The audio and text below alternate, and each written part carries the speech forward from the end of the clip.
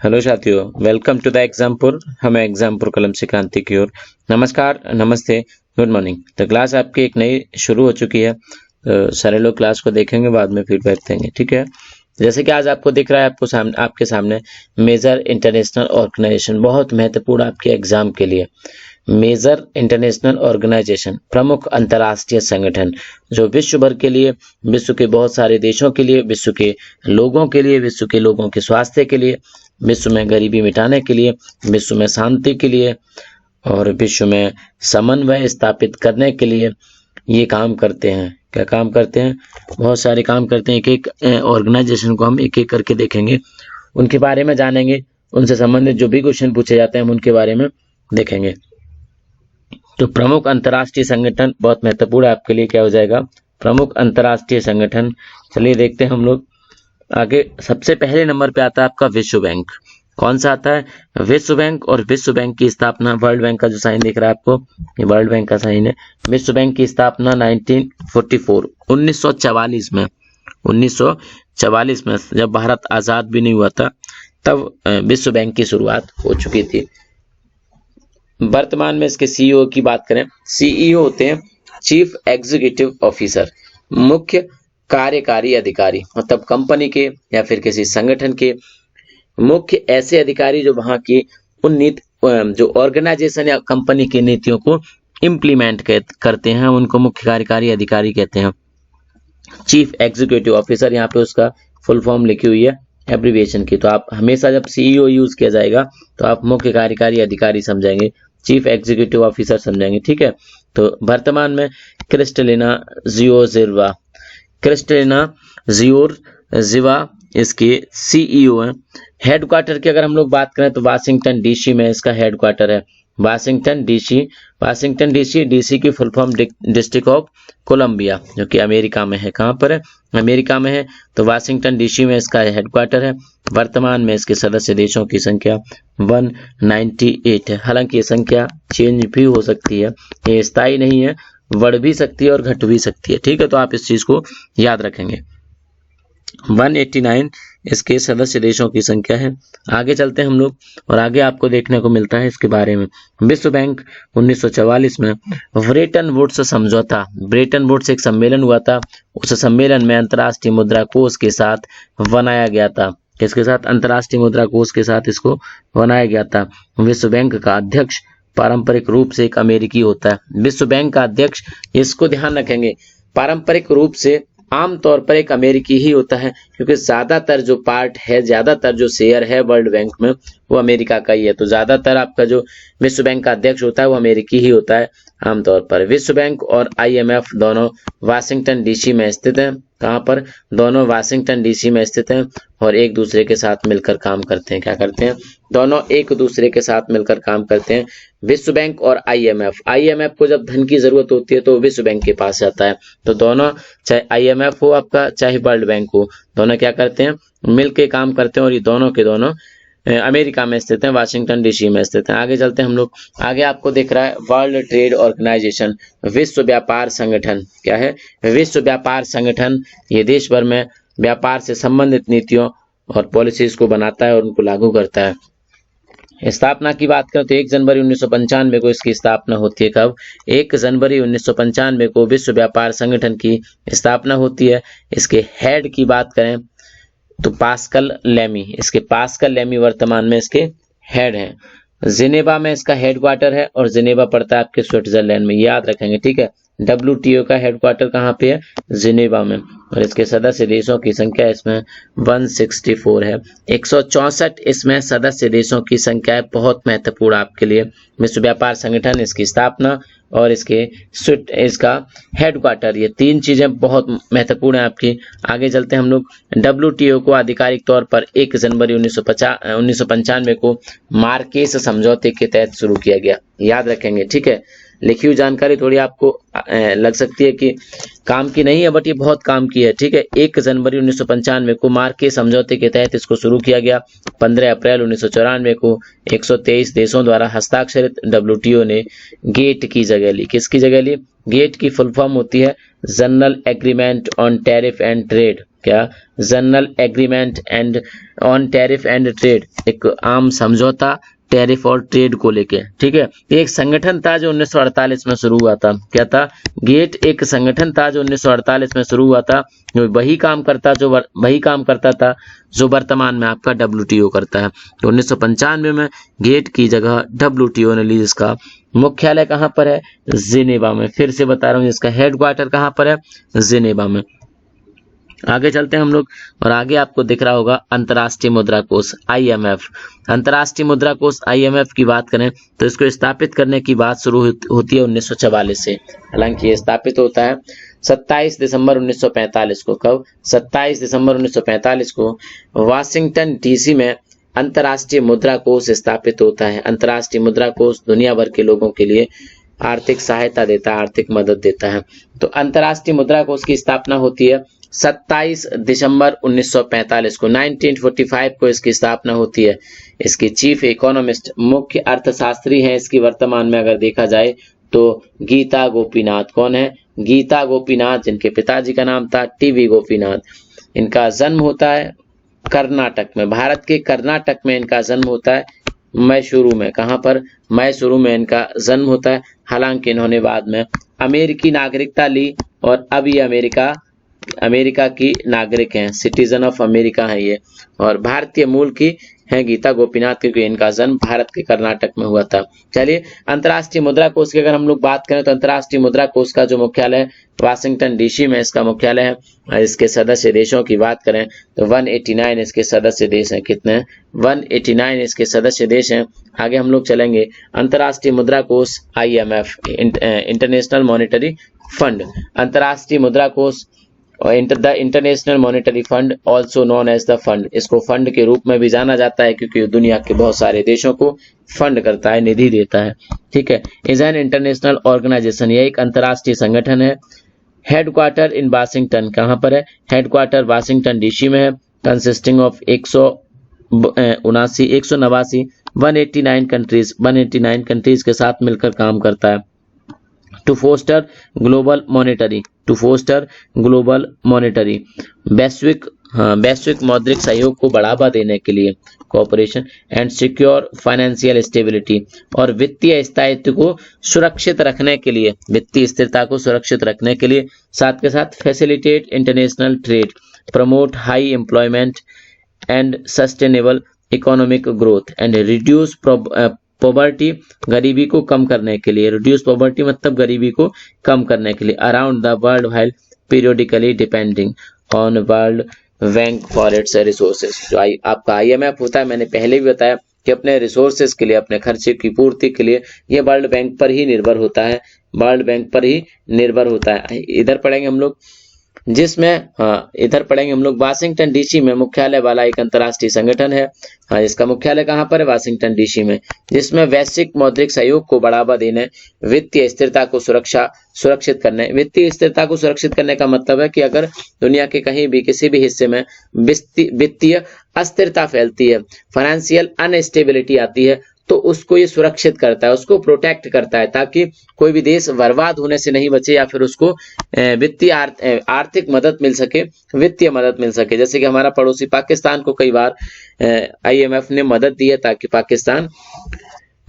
पाकिस्तान गरीबी के गर्त में नहीं जाए, लेकिन वो सुधरता ही नहीं। अब तो IMF हो चाहे वर्ल्ड बैंक हो, सबने उसको धन देने से मना कर दिया, अब इनकी कोई मदद करने को तैयार नहीं है। तो वित्तीय स्थिरता को सुरक्षित करता है, साथ के साथ अंतर्राष्ट्रीय व्यापार को सुविधाजनक बनाने का काम करता है। अंतर्राष्ट्रीय व्यापार को सुविधाजनक बनाने का काम करता है।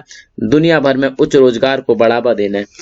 उच्च रोजगार मतलब हाई एम्प्लॉयमेंट को प्रमोट करता है, उच्च रोजगार को बढ़ावा देता है, और सतत आर्थिक विकास के लिए, सतत आर्थिक विकास, सतत का मतलब होता है लगातार चलने वाला, लगातार ऐसा आर्थिक विकास जो लगातार चले, ऐसे नहीं कि 1 साल हो 2 साल के लिए विकास रुक जाए। तो सतत आर्थिक मतलब हमेशा चलने वाले विकास के लिए 179 देशों से मिलकर काम करता है, 179 देशों के साथ मिलकर काम करता है, और विश्व भर में गरीबी को कम करते हुए समय समय पर अपने संसाधनों के लिए यह विश्व बैंक पर निर्भर होता है। जो आपका IMF है, ये विश्व भर की गरीबी को कम करने के लिए काम करता है, और जब कम करता है तो जब इसको अपने संसाधनों को जुटाने की जरूरत पड़ती है तो ये विश्व बैंक पर निर्भर होता है। तो कह सकते हैं कि दोनों संगठन, एक आपका वर्ल्ड बैंक और एक आपका IMF, दोनों मिलकर काम करते हैं, एक दूसरे की परेशानियों को सॉल्व करते हैं, एक दूसरे को मजबूत करते हैं ताकि दोनों दुनिया की कई सारी प्रॉब्लम से लड़ सकें। आगे हम लोग चलेंगे और आगे दिख रहा है आपको विश्व स्वास्थ्य संगठन WHO, बहुत एक्टिव ऑर्गेनाइजेशन है हमारे स्वास्थ्य को लेके। क्या है? बहुत एक्टिव। दुनिया भर के लगभग सारे देशों में इसके संस्थान हैं, इसके ऑफिसेस हैं, जहां पर इसके कर्मचारी हैं, जहाँ की मानक तय करता है और उन सब देशों के बारे में ख्याल रखता है, चिंता रखता है, उन देशों के सर्वे कराता है, उनको रैंक प्रदान करता है उनके स्वास्थ्य की दृष्टि से। तो बहुत एक्टिव ऑर्गेनाइजेशन है आपका विश्व स्वास्थ्य संगठन। स्टेब्लिश की अगर बात करें तो 7 अप्रैल 1948 को ये इसकी स्थापना होती है। हेड क्वार्टर है इसका, हेड क्वार्टर नहीं बल्कि हेड, इसके मुखिया है इसके अब वर्तमान में टेड्रोस एडहानोम। कौन है? टेड्रोस एडहानोम इसके मुखिया है वर्तमान में। मुख्यालय की अगर बात करें WHO की तो जिनेवा में इसका मुख्यालय है, जो कि स्विट्जरलैंड में है। कहाँ पर है? जिनेवा, स्विट्जरलैंड में इसका मुख्यालय है। आगे मेंबरशिप की अगर बात करें तो 194 देशों ने इसकी मेंबरशिप ली हुई है, इसकी सदस्यता ली हुई है। तो आपने देखा विश्व स्वास्थ्य संगठन जो कि दुनिया भर के देशों के लिए स्वास्थ्य से संबंधित काम करता है, बहुत सराहनीय काम करता है। विश्व स्वास्थ्य संगठन संयुक्त राष्ट्र की एक विशेष एजेंसी है। जो संयुक्त राष्ट्र का मतलब अमेरिका नहीं होता, संयुक्त राष्ट्र मतलब जितने देशों ने मिलके एक यूनाइटेड नेशन बनाया हुआ है उसकी बात कर रहे हैं। ठीक है, तो संयुक्त राष्ट्र की एक विशेष एजेंसी है जो अंतर्राष्ट्रीय सार्वजनिक स्वास्थ्य से संबंधित है। यह 7 अप्रैल 1948 को स्थापित किया गया। इसको कब? 7 अप्रैल 1948 को यहाँ पे लिखा हुआ है। ये पहले ही हम लोग डिस्कस कर चुके हैं कि इसकी स्थापना 7 अप्रैल 1948 को होती है और इसका मुख्यालय जिनेवा, स्विट्जरलैंड में है। WHO संयुक्त राष्ट्र विकास समूह का सदस्य है। किसका? संयुक्त राष्ट्र विकास समूह का सदस्य है। इसके पूर्ववर्ती स्वास्थ्य संगठन, इसके पूर्ववर्ती स्वास्थ्य संगठन राष्ट्र संघ की एक एजेंसी थी। जब WHO को नाम नहीं मिला था, ये स्टेटस नहीं मिला था, तो ये राष्ट्र संघ की एक एजेंसी के रूप में काम करता था। वर्तमान में एक स्वतंत्र ऑटोनोमस संगठन बन चुका है। जी चलिए आगे हम लोग देखते हैं यूनाइटेड नेशंस, संयुक्त राष्ट्र जिसकी बात हम अभी कर रहे थे, यूनाइटेड नेशन, जिसकी स्थापना होती है 24 अक्टूबर 1945। 24 अक्टूबर 1945 को इसकी स्थापना होती है। इसके अध्यक्ष हैं या इसके हेड हैं एंटोनियो गुतेरस। कौन है? एंटोनियो गुतेरस इसके अध्यक्ष हैं वर्तमान में। और अगर गुतेरस साहब की बात करें तो ये बनते हैं 1 जनवरी, कब बने थे? 1 जनवरी 2017 को। 1 जनवरी 2017 से ये संयुक्त राष्ट्र के अध्यक्ष हैं। अगर देखा जाए तो ये 9वें नंबर के, कौन से? 9वें नंबर के ये महासचिव है संयुक्त राष्ट्र के। क्या है? महासचिव। इनके लिए यूज करेंगे हम लोग सेक्रेटरी जनरल, जनरल सेक्रेटरी। तो ये संयुक्त राष्ट्र के महासचिव हैं, 9वें महासचिव है, इन्हीं को मुखिया कहा जाएगा। ठीक है, तो संयुक्त राष्ट्र के 9वें महासचिव है ये। इनका नाम एंटोनियो गुतेरस है और ये पुर्तगाल से हैं। कहाँ से हैं? पुर्तगाल से हैं आपके एंटोनियो गुतेरस। आगे देखेंगे हम लोग तो कहाँ से हैं ये? पुर्तगाल से हैं आपके एंटोनियो गुतेरस। न्यूयॉर्क में इसका मुख्यालय है और इसमें 195 देश हैं। कितने हैं? इसमें 195 देश हैं। न्यूयॉर्क में बना हुआ है इसका मुख्यालय, कई सारी बिल्डिंग का, जिसने आपने कई बार देखा होगा न्यूज़पेपर में, टीवी में बार बार ये बिल्डिंग दिखाई जाती है, एक के ऊपर एक, बहुत सारी मंजिल है इस पे, बहुत सारे इस पे बने हुए आपके फ्लोर। तो कह सकते हैं इसके मुख्यालय कहाँ पे? अमेरिका, न्यूयॉर्क में। आगे चलते हैं हम लोग। आगे दिख रहा है आपको संयुक्त राष्ट्र एक अंतर सरकारी संगठन है। इसका मतलब है इसमें बहुत सारे देश मिले हुए हैं। कितने? बहुत सारे, 195। The United Nation is intergovernmental organisation tasked with the maintaining international peace. मतलब क्या काम करता है? इंटरनेशनल पीस, अंतर्राष्ट्रीय शांति को बनाए रखने का काम करता है। शांति के साथ साथ अंतर्राष्ट्रीय सुरक्षा को बनाए रखने का काम करता है। साथ के साथ डेवलपिंग फ्रेंडली रिलेशन, मित्रवत व्यवहार, मित्रवत रिश्तों को विकसित करता है। क्या करता है? मित्रवत या मैत्रीपूर्ण संबंध विकसित करने का काम करता है। एमोंग नेशन मतलब बहुत सारे देशों के बीच में मित्रवत संबंध स्थापित करने की कोशिश करता है। साथ के साथ achieving international cooperation, international cooperation का मतलब है अंतर्राष्ट्रीय सहयोग। क्या? अंतर्राष्ट्रीय सहयोग को प्राप्त करने की कोशिश करता है। And being a centre for harmonising the action of nation. Harmonising का मतलब होता है सामंजस्य या सौहार्द। ठीक है, तो बहुत सारे देशों के बीच में सामंजस्य स्थापित करने की कोशिश करता है। क्या करता है? सामंजस्य स्थापित करने की कोशिश करता है ताकि सारे लोग मिलके दुनिया को आगे बढ़ाएं, सारे लोग मिलके काम करें। तो इधर देख लेते हैं संयुक्त राष्ट्र UN, जिसको यूनाइटेड नेशन कहा जाता है इंग्लिश में, तो एक अंतर सरकारी संगठन है जो अंतर्राष्ट्रीय शांति और सुरक्षा बनाए रखने, राष्ट्रों के बीच मैत्रीपूर्ण संबंध विकसित करने, अंतर्राष्ट्रीय सहयोग प्राप्त करने और राष्ट्रों के कार्यों के सामंजस्य के लिए एक केंद्र होने के साथ काम करता है। इसका मतलब है कि कई सारे राष्ट्रों के बीच में एक केंद्र का काम करता है, ताकि राष्ट्र बहुत सारे एक सौहार्दपूर्ण काम कर सकें, एक अच्छी भावना के साथ काम कर सकें। आगे आपको दिख रहा है संयुक्त राष्ट्र शैक्षिक, वैज्ञानिक और सांस्कृतिक संगठन, जिसे हम यूनेस्को के रूप में जानते हैं, United Nations Educational, Scientific and Cultural Organization. बहुत नाम आपने सुना हुआ है इसका। क्या सुना हुआ है? बहुत नाम आपने इसका सुना हुआ है। आगे देखते हैं इसकी स्थापना। तो इसकी स्थापना हुई 4 नवंबर 1946 को, 4 नवंबर 1946 को इसकी स्थापना हुई। इसके हेड की अगर बात करें तो ऑड्रे अजोले इसके हेड हैं वर्तमान में। इसका हेड क्वार्टर है पेरिस में। कहाँ पर है? पेरिस फ्रांस की राजधानी है। पेरिस फ्रांस मतलब यूरोप कह सकते हैं। तो इसकी स्थापना कहाँ पे हुई है? यूरोप में, मतलब यूरोप के पेरिस में। और पेरिस किसकी राजधानी है? फ्रांस की। तो फ्रांस में आपका स्थित है यूनेस्को का हेडक्वार्टर। वर्तमान में इसमें 193 देश हैं। कितने हैं?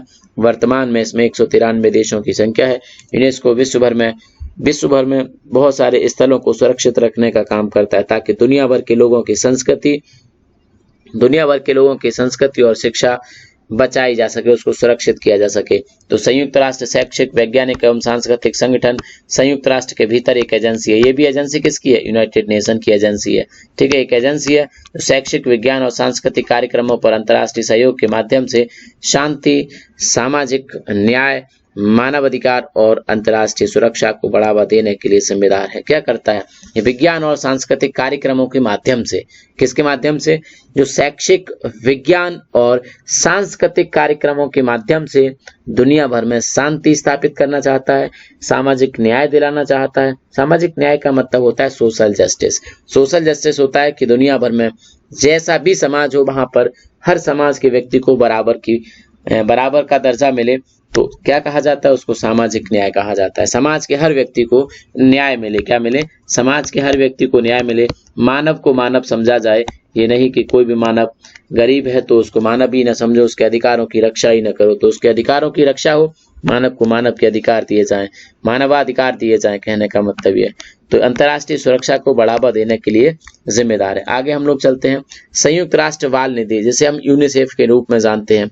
संयुक्त राष्ट्र बाल निधि, जिसे हम यूनिसेफ के रूप में जानते हैं। एस्टेब्लिशमेंट इसका होता है। एस्टेब्लिश मतलब स्थापना होती है। स्थापना मतलब जब किसी चीज की नींव रखी जाती है, उसको शुरू किया जाता है। तो 11 दिसंबर 1946 इसकी स्थापना है। कब है? 11 दिसंबर 1946 इसकी स्थापना है। इसके सीईओ है कार्ल स्टेन। कौन है? कार्ल स्टेन इसके सीईओ है, chief executive officer Karl Stein इसके सीईओ है। आगे मुख्यालय की बात करें तो इसका मुख्यालय न्यूयॉर्क में है। कहां पर है? न्यूयॉर्क में इसका मुख्यालय है। 191 देशों ने इसकी मेंबरशिप ली हुई है, सदस्यता ली हुई है। आगे चलेंगे हम लोग।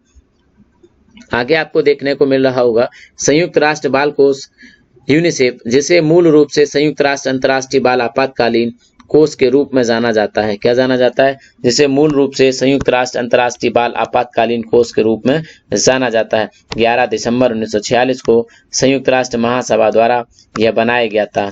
11 दिसंबर 1946 को, यहाँ पे आपने देख लिया, 11 दिसंबर 1946 को ये संयुक्त राष्ट्र महासभा द्वारा इसका निर्माण किया गया। जो द्वितीय विश्व युद्ध के दौरान देशों, बहुत सारे देश जिन्होंने द्वितीय विश्व युद्ध में भाग लिया था, उनके बच्चों, जो अनाथ बच्चे थे जिनके पिता इस युद्ध में मारे गए थे, उन बच्चों को ख्याल रखने के लिए, साथ के साथ माताओं को तबाह होने वाले आपातकालीन भोजन और स्वास्थ्य सेवा प्रदान करने के लिए बनाया गया था।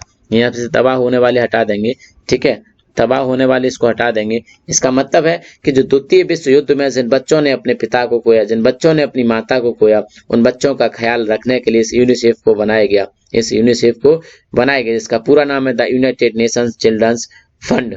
The United Nations Children Fund, जो कि दुनिया भर के बच्चों के लिए काम करता है।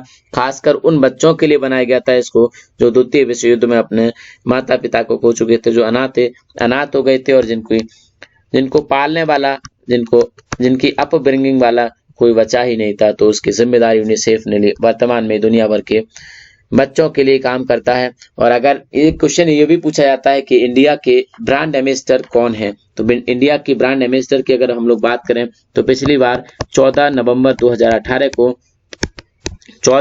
2018 को ढींग एक्सप्रेस के नाम से प्रसिद्ध हिमा दास को प्रथम युवा ब्रांड एम्बेसडर ऑफ इंडिया बनाया गया इनको यूनिसेफ का। इससे पहले आपके आमिर खान 2011 में, आपके शाहरुख खान 2017 में, आपकी प्रियंका चोपड़ा 2 बार 2010 और 2016 में, शर्मिला टैगोर 2005 में। ऐसे भारतीय हैं ये लोग जो रह चुके हैं यूनिसेफ के ब्रांड एम्बेसडर। कैसे हैं? ऐसे भारतीय हैं जो यूनिसेफ के ब्रांड एम्बेसडर रह चुके हैं। एक बार फिर से रिपीट करता हूं मैं आपको, आमिर खान 2011 में, उससे पहले प्रियंका चोपड़ा 2010 में और साथ के साथ 2016 में। इसके साथ साथ शर्मिला टैगोर 2005 में और शाहरुख खान 2017 में। 2018 की कौन है? 14 नवंबर 2018 को बनती हैं हिमा दास, जो कि अब तक की प्रथम युवा ब्रांड एम्बेसडर हैं। 18 से 19 साल की हैं बस, और ब्रांड एम्बेसडर बनी किसकी? यूनिसेफ की। आगे हम लोग बात करेंगे। हाँ जी, ये बेसिकली हमें पिछली वाली स्लाइड पे लिखना चाहिए था, गलती हो गई है ना, तो आप इसको माफ करेंगे, कोई बात नहीं। पिछली वाली स्लाइड पे लिखना चाहिए था क्योंकि ये नई स्लाइड है आपकी। चलिए, तो पिछली वाली स्लाइड पे समझाना चाहिए था, बट कोई बात नहीं, एक ही बात है, कहीं भी समझा दिया जाए आपको। तो आगे है आपका Food and Agriculture Organization of the United Nations. ऐसा छुपा हुआ संगठन है, इसके बारे में आपको ज्यादा नहीं पता है। तो संयुक्त राष्ट्र खाद्य एवं कृषि संगठन है आपका क्या? संयुक्त राष्ट्र खाद्य एवं कृषि संगठन है। इसकी स्थापना 16 अक्टूबर 1945 को होती है। कब होती है? 16 अक्टूबर 1945 को इसकी स्थापना होती है। इसके हेड हैं कौन? कू डंग यू इसके वर्तमान में मुखिया हैं। इसका हेडक्वार्टर रोम में है। कहां पर है? रोम में इसका हेडक्वार्टर है। रोम इटली की राजधानी भी है। ठीक है, तो अगर सदस्यता की बात करें तो 197 देश इसके मेंबर हैं। किसके? संयुक्त राष्ट्र खाद्य एवं कृषि संगठन में 197 लोग हैं। ये दुनिया भर के भूखे लोगों को भूख से बचाता है। क्या करता है? संयुक्त राष्ट्र का खाद्य और कृषि संगठन संयुक्त राष्ट्र की एक विशेष एजेंसी है जो भूख को हराने के लिए अंतर्राष्ट्रीय प्रयासों का नेतृत्व करती है। ऐसे प्रयास जो अंतर्राष्ट्रीय स्तर पर चलाए जाते हैं और जो लोगों में ये एनर्जी देते हैं, उनकी भूख को हराने का काम करते हैं ताकि दुनिया में कोई भी लोग भूखे न सोएं। तो अंतर्राष्ट्रीय प्रयासों का नेतृत्व करती है। विकसित और विकासशील दोनों देशों में कार्य करते हुए, मतलब विकसित, डेवलप्ड और डेवलपिंग दोनों कंट्रीज के लिए काम करती है। दोनों कंट्रीज के लिए काम करती है आपकी। तो यह एक तटस्थ मंच के रूप में, मतलब ये भेदभाव के साथ नहीं काम करती कि ये यूरोप है या फिर अफ्रीका है या फिर एशिया है या फिर ये विकसित देश है या विकासशील देश है। इस सबसे ऊपर उठ के एक तटस्थ मंच के रूप में कार्य करती है, जहां सभी राष्ट्रों को बहस और बहस की नीति पर बातचीत करने के लिए समान रूप से अवसर मिलते हैं। दुनिया के सभी देश मतलब जिसके इसके मेंबर हैं, जितने इसके मेंबर हैं 197, इन देशों को अपनी बात रखने का मौका मिलता है। इसकी जो नीतियां बनाने पर बहस होती है, उस बहस में शामिल होने का मौका मिलता है, क्योंकि एक तटस्थ मंच के रूप में ये पाया जाता है।